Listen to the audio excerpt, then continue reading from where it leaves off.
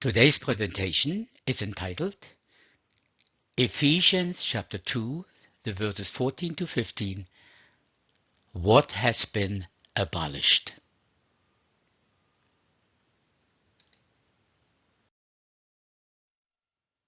This is a teaching addressing Yahusha's feasts in Ephesians chapter 2.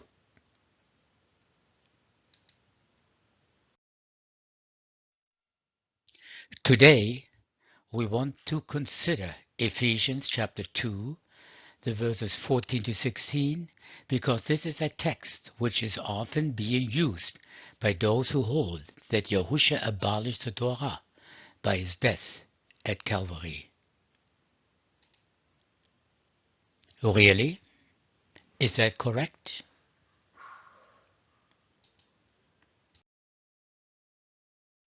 Through my studies a few years ago, I learned that God and Lord are fake titles put into our Bibles to replace the real names of our Heavenly Father and His beloved Son.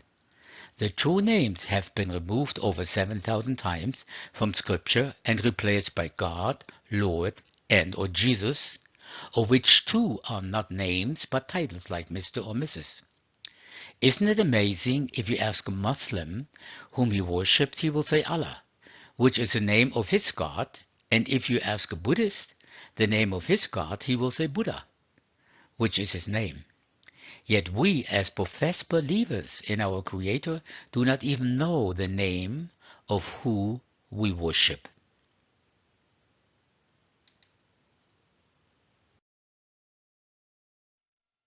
Therefore, I use the four Hebrew letters Yod, He, Vav, He, in English YHVH, and I pronounce it as Yahuwah instead of Lord, which is a title and not a name. I also use Yahusha instead of Jesus, which is not a translation, but a transliteration from a Greek mistransliteration. The name Jesus has no meaning in Hebrew nor in English. Yahuwah and Yahusha are the actual original Hebrew names that speak of our Savior's true nature and character. Since the Father has a Hebrew name, the Son cannot have a Greek name, because the Son came in the name of his Father. See John 5:43.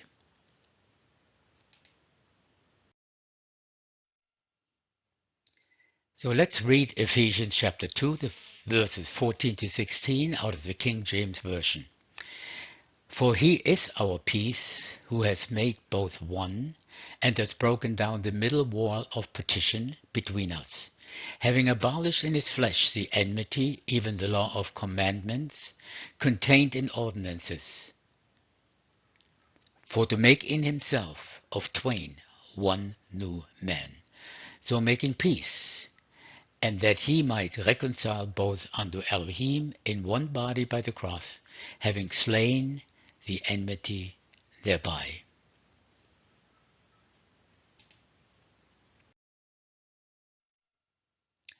So here's a question: what is this middle wall of partition? At face value, this verse sounds very confusing. What does Paul say? Millions of people have been and are still being deceived. Ministers and laymen alike have focused on this scripture and have fallen into a trap, which Peter warned about. They have twisted it to say what it does not say, and are bringing destruction upon themselves unknowingly.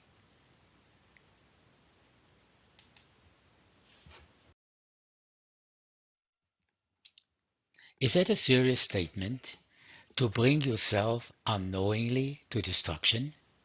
Much of the information in this presentation is taken from a website called TorahResource.com.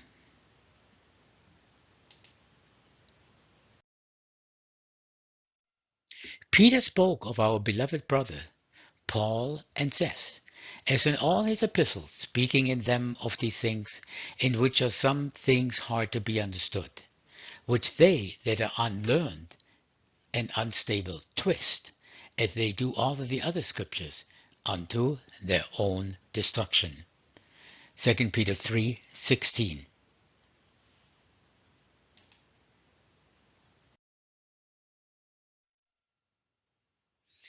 As mentioned, Ephesians 2:14-16 is an often used text by those who hold that Yahusha abolished the Torah by his death. And people believe it.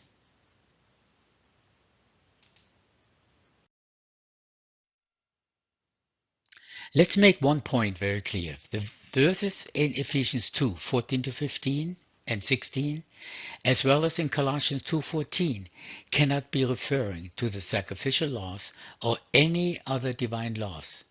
Not one of these laws were ever against us, nor did they create enmity, but were for the good of the people. The only one that would be talking negative about any of Yahuwah's laws has to be Satan.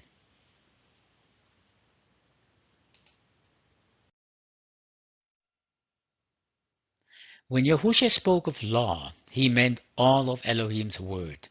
He said, "Thy word is truth." See John 17:17. All of Yahuwah's word is the truth, just as his law, the Torah, according to Psalm 119:142.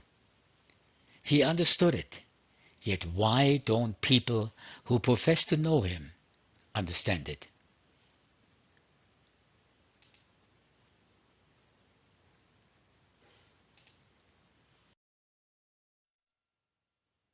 We know the familiar verses in Matthew 5:17-18 where Yahusha said, "Think not that I am come to destroy the Torah or the prophets.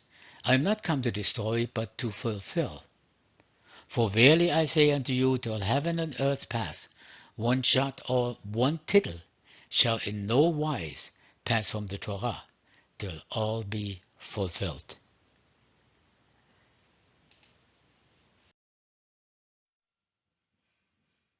When one reads the second chapter of Ephesians, it can be seen that the central theme of Paul is the oneness of Jew and Gentile as united in Messiah. That the Gentiles should be blessed within the scope of the Abrahamic promise was never questioned.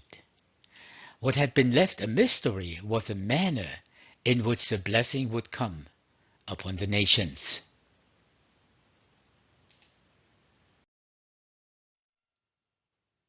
Ephesians 2:18-20 says, "For through him we both have access by one Spirit unto the Father. Now therefore ye are no more strangers and foreigners, but fellow citizens with the saints and of the household of Elohim, and are built upon the foundation of the apostles and prophets, Yahusha HaMashiach himself being the chief cornerstone, in whom all the building fitly framed together grows unto an holy temple in Yahweh, or Yahuwah, in whom ye also are builded together for an habitation of Elohim through the Spirit."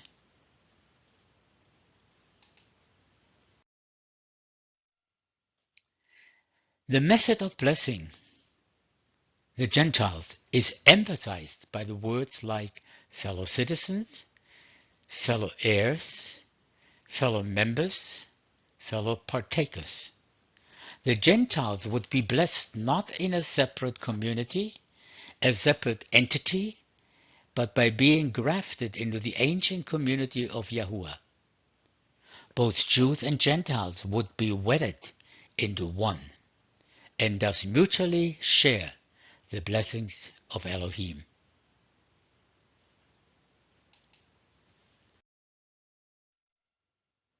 Gentile believers were to be accepted as full citizens within the believing community without undergoing the ritual of a proselyte.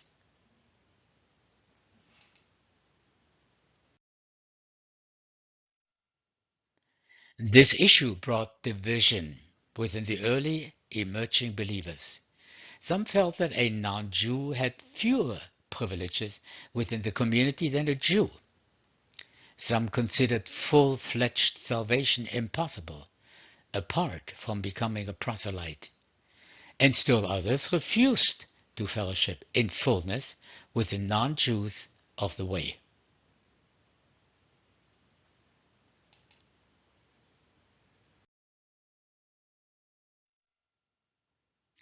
Each of these perspectives was for Paul a different gospel. Since union with Messiah was the sole basis of entrance and privilege within the family of Elohim, this union was a matter of grace, not of the works of the Torah. All members had the same position before the Father because all members were in Messiah.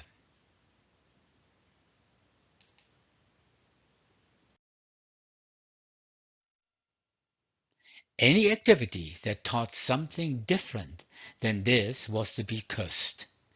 We could assume that each party was sincere in their stand, but grossly influenced by their past upbringing and teachings.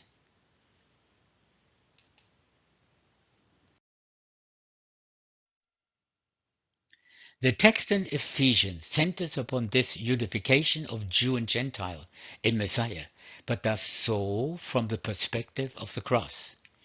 It is the sacrificial death of Messiah that has established the means of unity, for it was by his death that the enmity between Jew and Gentile was destroyed.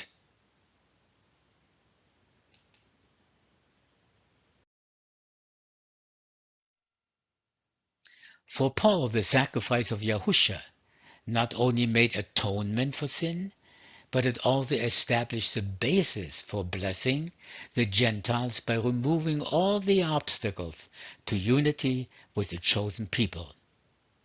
Both Jew and Gentile, apart from union with Messiah, are excluded from the blessing of Yah.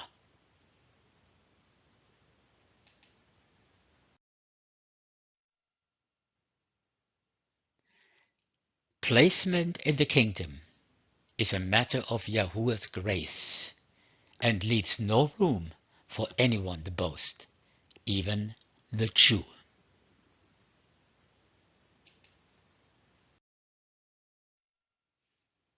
Biblical grace is not only unmerited favor or mercy or forgiveness, but a change in the human condition because of a change in the human heart by Yahuwah. Many Bible translations and Bible scholars explain grace as simply unmerited favor. However, according to Strong's exhaustive concordance, the main connotation is that grace is that divine influence upon the heart and its reflection in that life. In 21st century language, this means Yahuwah touches your heart and changes you. When that change is reflected in your life, that is grace.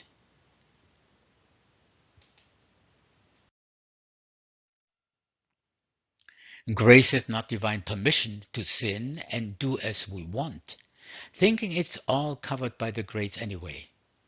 If you're going to sin knowing that you shouldn't, you do not need grace. You need mercy and forgiveness. Grace is in fact a divine power that allows us to think as Yahuwah thinks. It changes our heart and it heals our hate, anger, hurt, fear, and betrayal. Grace is the power of Elohim that gives us the desire to live right and the ability to do so. It gives us the desire and the ability to please Yahuwah and point people to Him.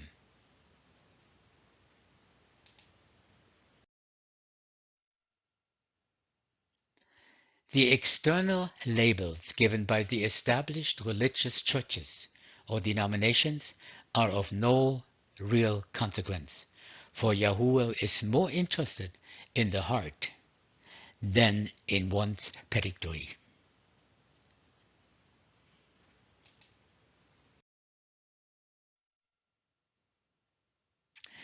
Yahuwah accepts into his family those whose sins have been forgiven by the death of Messiah. The Gentiles have been brought near because the dividing wall that prohibited them from coming near has been broken down through the cross. If Elohim the Father has accepted all who come by faith in Yahusha, then clearly the children ought also to accept each other.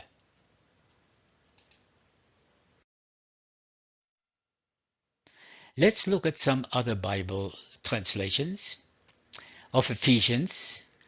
For he himself is our peace, who made both groups into one, and broke down the barrier of the dividing wall, by abolishing in his flesh the enmity, which is the law of commandments, contained in ordinances, that in himself he might make the two in one new man, thus establishing peace.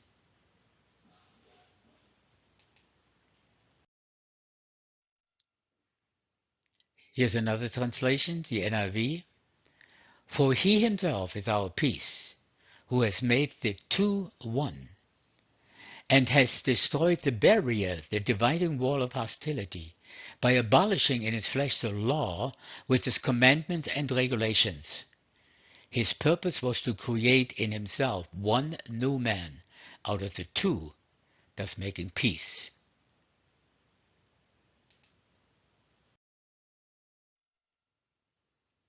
Here's a third translation, the NRSV.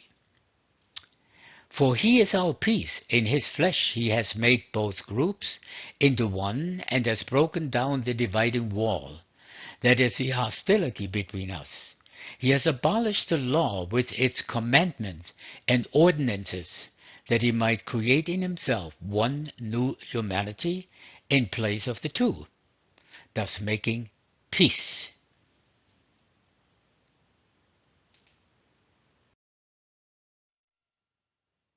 One more translation, the RSV, Revised Standard Version. For he is himself our peace, Gentiles and Jews. He has made the two one, and in his own body of flesh and blood has broken down the barrier of enmity which separated them. For he annulled the law with its rules and regulations, so as to create out of the two a single new humanity in himself, thereby making peace.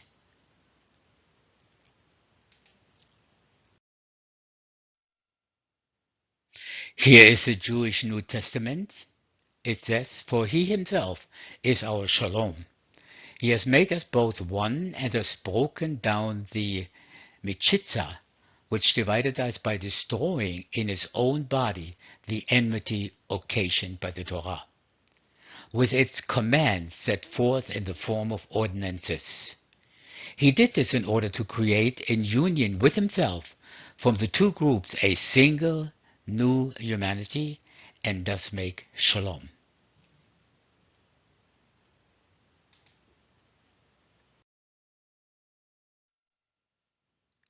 Taken at face value, some feel these translations present the text as a pointed assertion by the Apostle Paul that Messiah abolished the Mosaic Torah by his sacrificial death, and that the Torah was the instrument of hostility that erected a dividing wall between Jew and Gentile. Is that correct? Is that true?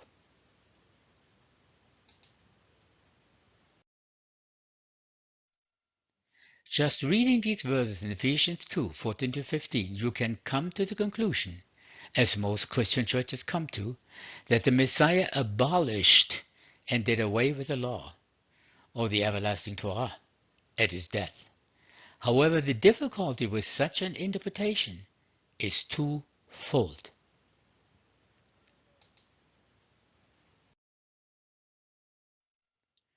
First, it contradicts the clear teaching of Yahusha himself that he did not abolish the written Torah. See Matthew 5:17-18. And secondly, the written Torah never demanded a wall between Jew and Gentile.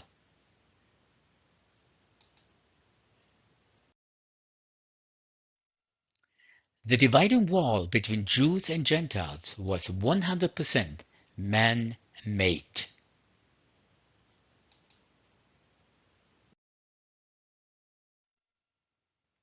Ephesians 2:14 is making the plain statement that Yahusha didn't create the wall, but he broke down the dividing wall. The Greek term translated broke down can mean to loose, untie, set free, break up, destroy, bring to an end, abolish, or to do away with. Notice the last definition is do away with. Contextually, the abolishing action is viewed as final and as a death. Thus the barrier, whatever that barrier was, is done away with forever.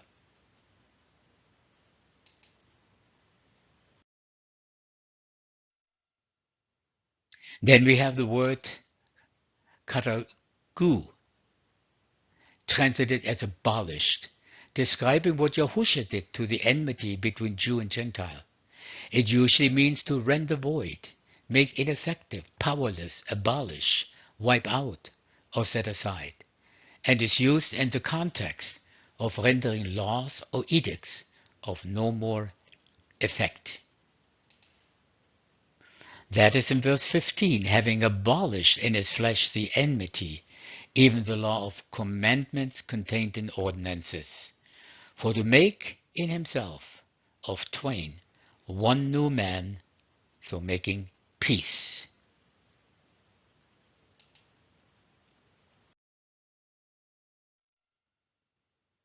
The object of the verb to destroy is the dividing wall of the barrier or the middle wall of partition.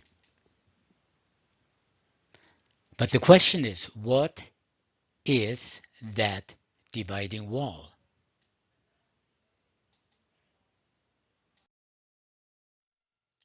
The Jews had actually a physical wall constructed even in the court of the temple to physically separate out the Gentiles. Yet spiritually both were cut off from Yahuwah because both were sinners.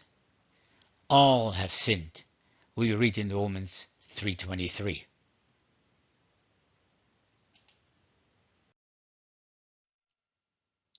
The Sorek is a small wall right before the stairs to go up to the temple. It was meant to keep Gentiles, meaning the non-Jews, away from this most holy place.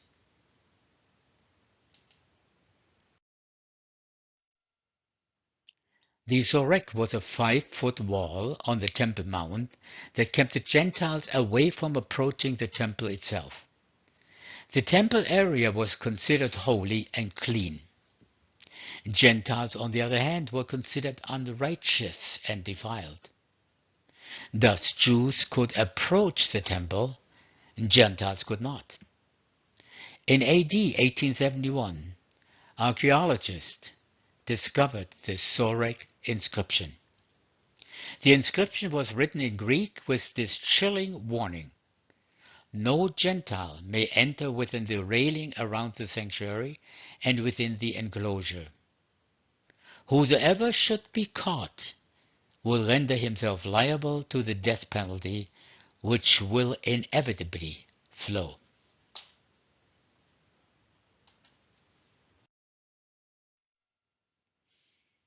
Here is a stone block from the original Sorek, the middle wall, the temple warning to Gentiles.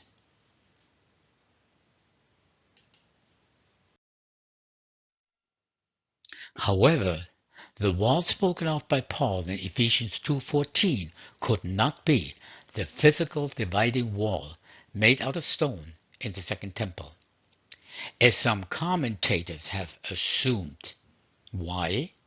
Because A, it was still standing at the time Paul wrote Ephesians, and B, the terminology Paul uses to describe the wall is different than the terms regularly used for that dividing wall in the temple. So again, this is from TorahResource.com.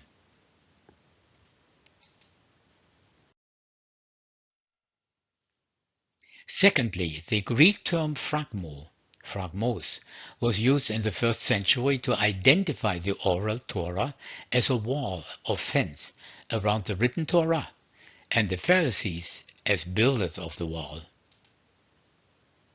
So who was the builder of the dividing wall? It was the Pharisees.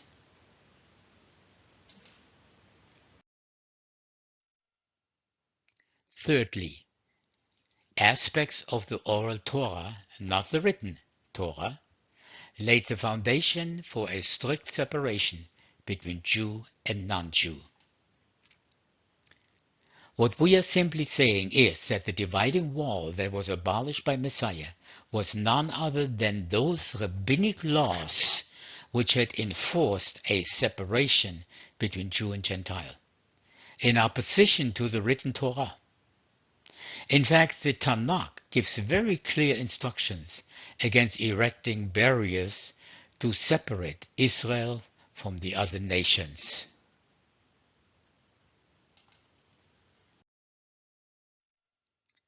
The foreigner who desired to worship the Elohim of Abraham, Isaac, and Israel was to be welcomed into the community and treated with the same respect as was given to the native born.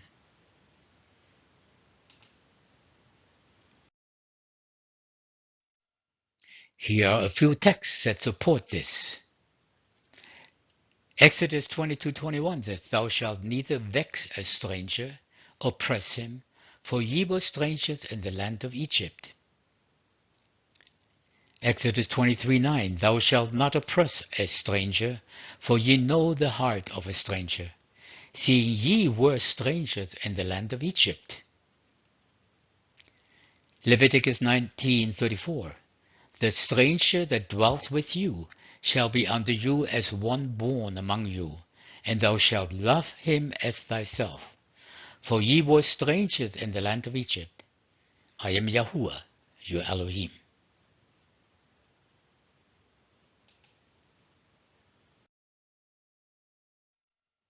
Leviticus 25:35, "And if thy brother be waxen poor, and fallen in decay with thee, then thou shalt relieve him, yea, though he be a stranger or a sojourner, that he may live with thee." Deuteronomy 26:12, "When thou hast made an end of tithing all the tithes of thine increase, the third year, which is the year of tithing, and hast given it unto the Levites, the strangers, the fatherless, and the widow, that they may eat within thy gates, and be filled."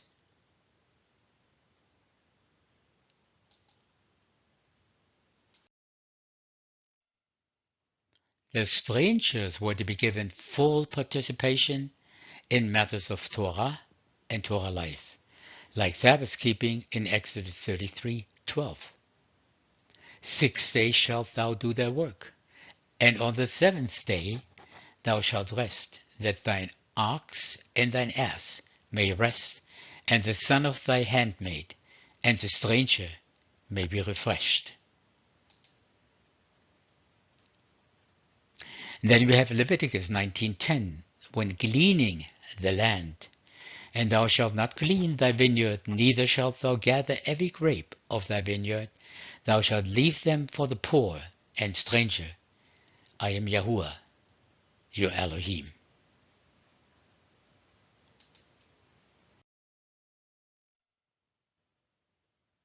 The same applies to justice in Exodus 12:49. "One law shall be to him that is home-born, and unto the stranger that sojourneth among you." Thus says Yahuwah, "Execute ye judgment and righteousness, and deliver the spoiled out of the hand of the oppressor, and do no wrong, do no violence to the stranger, the fatherless, nor the widow, neither shed innocent blood in this place." Jeremiah 22:3. The same principle applied for the festivals and the worship and prayer times in the temple.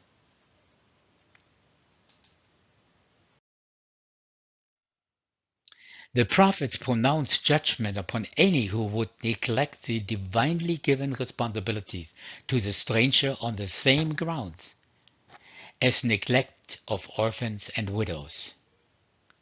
This is what the written Torah, or what the law of Moses, had to say.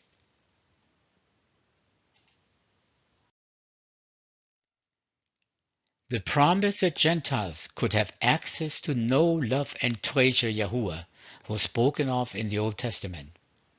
Yahuwah, speaking through the prophet Hosea, said, I will call those who were not my people, and her who was not my beloved, beloved. And it shall be that in the place where it was said to them, You are not my people, there they shall be called sons of the living Elohim. And this is in Romans 9:25 and 26 from the New American Standard Bible.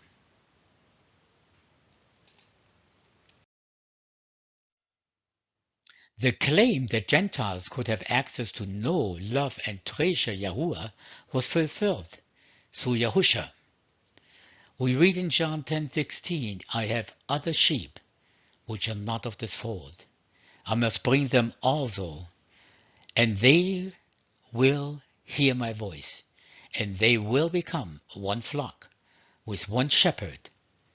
I am the good shepherd. He made known the riches of his glory upon vessels of mercy, which he prepared beforehand for glory, even us, whom he called, not from Jews only, but also from among the Gentiles. Romans 9:23-24.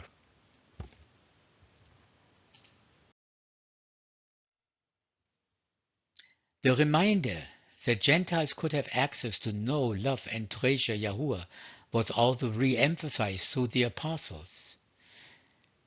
We read in Galatians 3:28, or, to put it as succinctly as Paul did, there is neither Jew nor Greek, for you are all one in Messiah.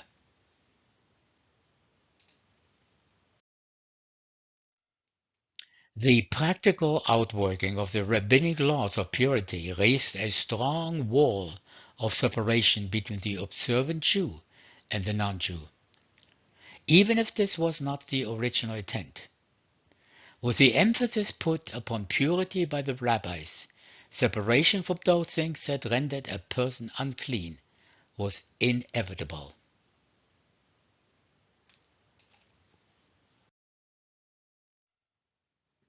When Gentiles were added to the list of those things that communicate uncleanness, the wall was built between Jew and Gentile.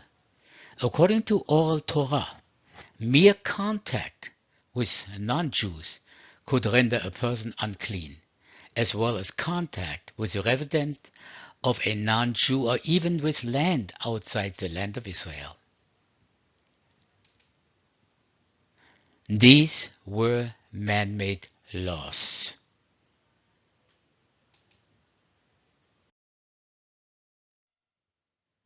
Contact with any object used for idolatrous worship was added to the list of what might render a person unclean. Clearly, the oral Torah of the first century functioned to separate Jew and Gentile in a dramatic way.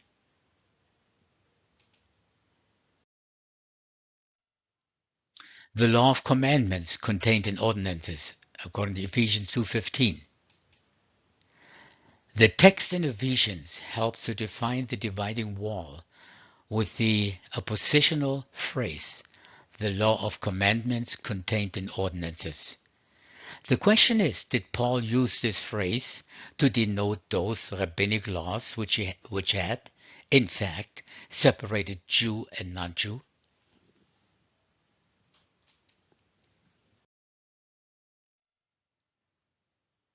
The first thing to note is that the term dogma is never used in the Septuagint for any of the commandments, judgments, statutes, or laws of which, according to Genesis 26:5, the total written Torah consists.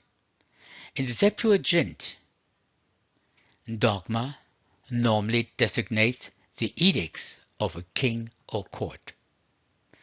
So the LXX or Septuagint is the oldest Greek version of the Jewish Bible.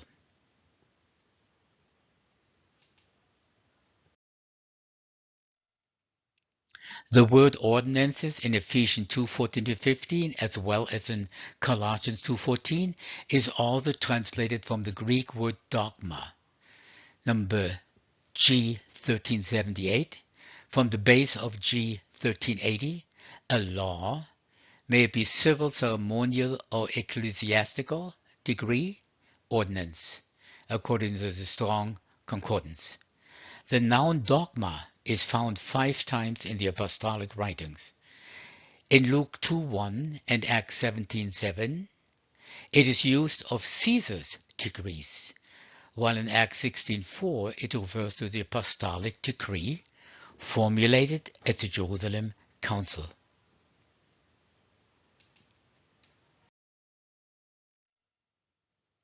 Therefore, this phrase, according to the Greek, TWN, patriven, dogmativen, tom patreon, dogmaton, and I'm sure I pronounced it wrong. The law of commandments contained in ordinances is best understood not to refer to the Mosaic Torah, but to the traditions of the fathers, the halakha of the community.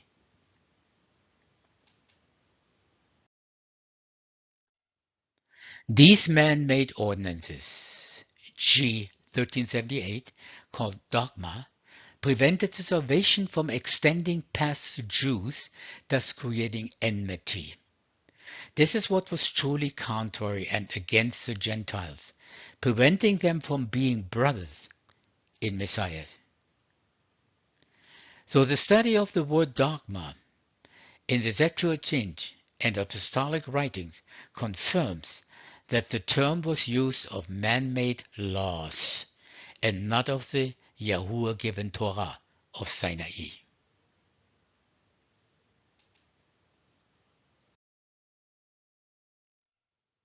We may therefore conclude that Paul adds it to his description in order to identify the abolished law as a legal fence of the rabbis, particularly the parts of the oral Torah that separated Jews and Gentiles. And what were the results? They were at odds with the written Torah that prophesied the unity of the Jews and Gentiles, all within the promises of blessing given to Abraham.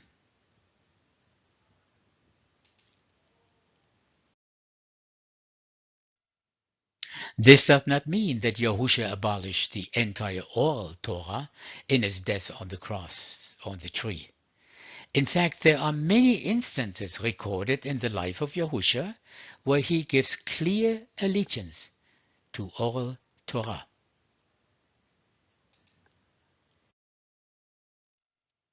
We have some examples of this in Matthew 9:14-15. The argument of Yahusha in which he defends the way his disciples fast is based upon a recognized halakha that it is improper to fast in the presence of a bridegroom. This is not found in the written Torah.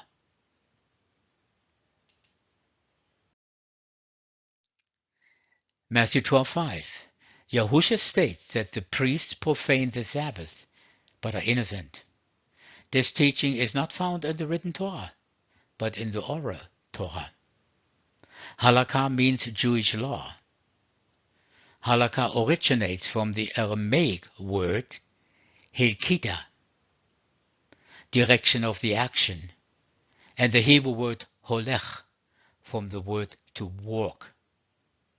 Number 3, we combine the meanings. Hilketa and holech gives us halakha, which means this is the way to go.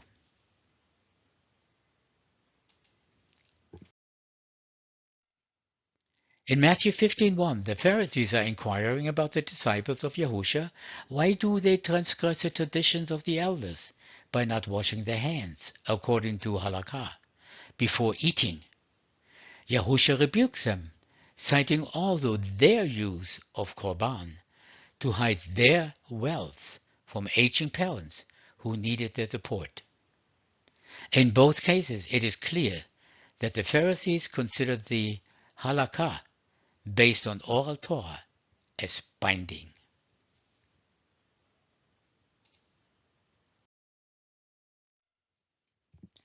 Another example is in Matthew 22:40, where Yahusha quotes the Shema, and Leviticus 19:18, stating that upon these two precepts hang the law and the prophets.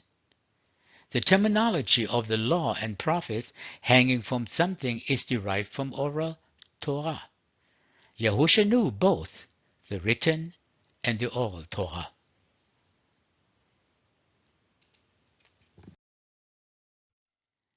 The matter of tithing very small amounts of produce from volunteer seedlings is not taken up in the written Torah, but is part of the oral Torah. Matthew 23:23.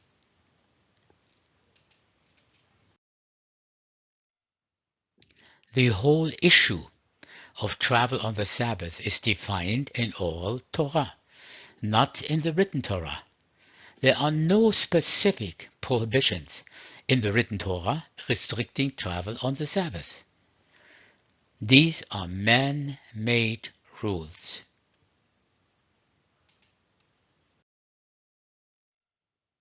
The written Torah does not define the dimensions of one's place.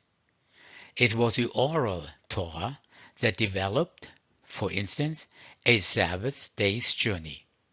See Matthew 24:20.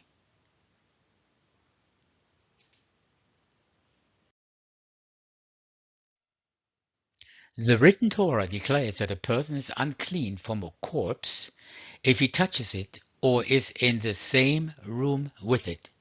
See Numbers 19:11-15. Did the Pharisees corrupt this too?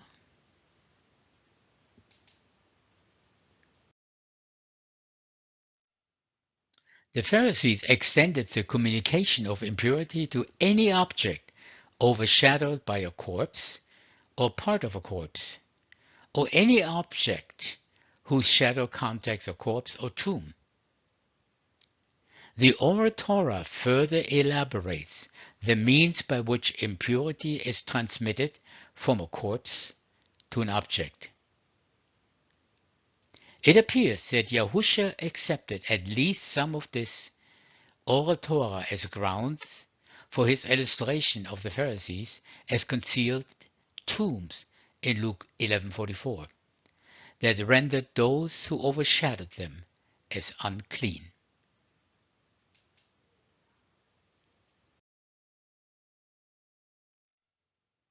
The issues of healing on the Sabbath are part of the oral Torah, to which Yahusha no doubt refers, as he asks the question in Luke 6:9, I will ask you one thing. Is it lawful on the Sabbath day to do good or to do evil, to save life or to destroy it?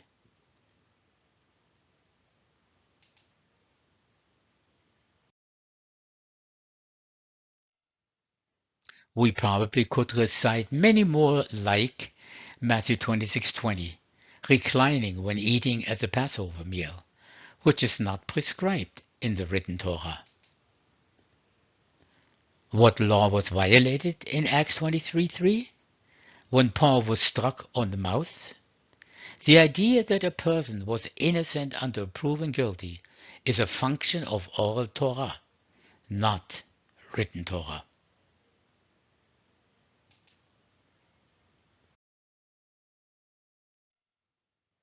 The threefold designation in Acts 25:8, law of the Jews, or against the temple, or against Caesar, seems to define the three most powerful arms of law: Pharisees, the laws of the Jews. Sadducees against the temple, and Rome against Caesar.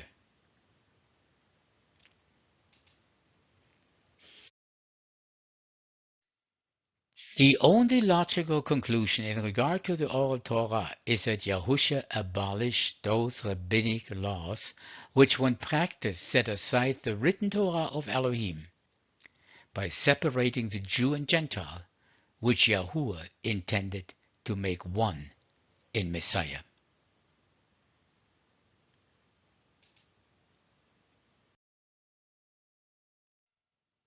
This was the dividing wall, or the rabbinic law contained in the ordinances of the oral Torah.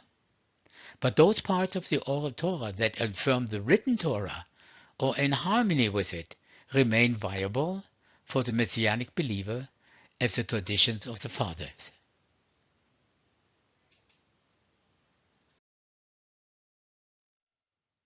Praise Yahusha for breaking down the middle wall of partition between Jew and Gentiles, both physically and spiritually, at great cost to himself, and securing salvation for everyone that believes.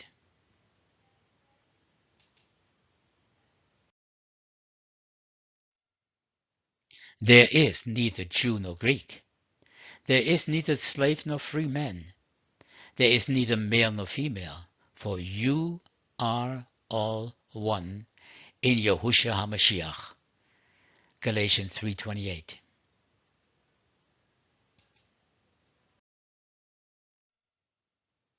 Summary.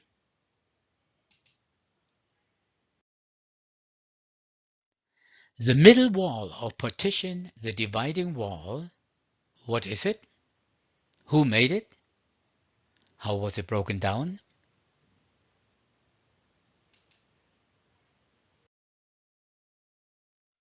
The middle wall of divisions was the added man-made ordinances from part of the oral Torah.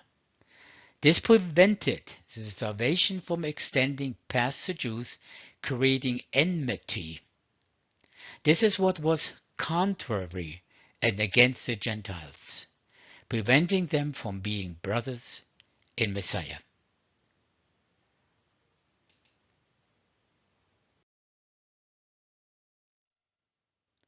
Paul called these man-made laws the law of commandments contained in ordinances. The verses in Ephesians 2:14-15 cannot be referring to the sacrificial laws or any other divine laws. None of those laws were ever against us, nor did they create enmity, but were for the good of the people. It was these other man-made laws that were added and inspired by Satan.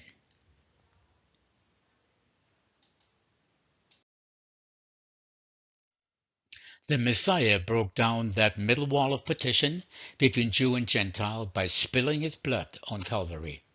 He broke down the wall separating both from Yahuwah.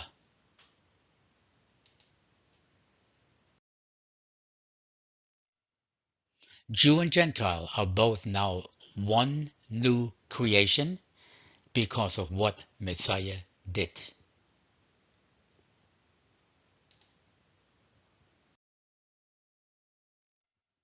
Let's remember Galatians chapter 3, 26-29. For you are all the children of Elohim by faith in Yahusha, the Mashiach. For those who have been immersed in Mashiach have been clothed with Mashiach.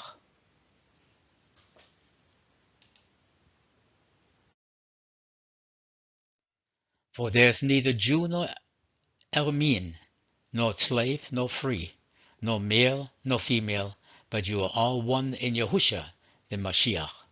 And if you are of the Mashiach, then you are seeds of Abraham and inheritors by the promise.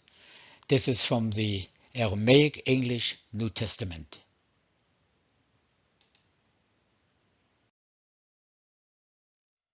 The central theme of Paul in Ephesians 2 14 to 16 is the oneness of Jew and Gentile as united in Messiah by tearing down the man-made wall of partition.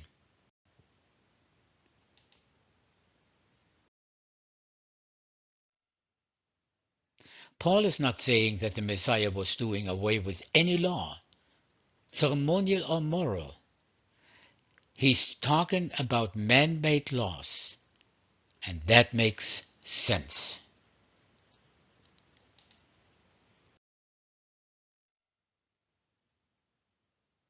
Thank you and shalom.